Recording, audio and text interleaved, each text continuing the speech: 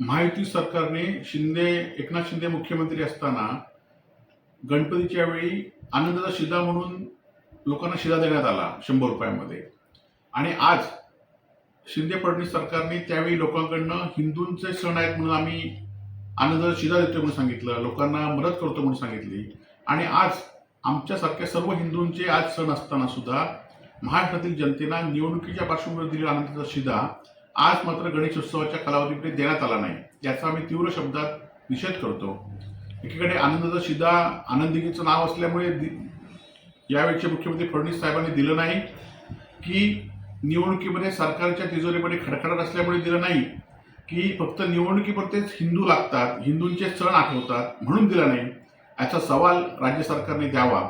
आणि त्याचबरोबर सर्व आम्ही हिंदू समाजाच्या वतीने आनंदाचा शिदा गणेशोत्सवाच्या कालावधीमध्ये गेल्या वर्षी निवडणुकीपुरता दिला आणि ह्या वर्षी दिला नाही, त्याचा आम्ही तीव्र निषेध करतो.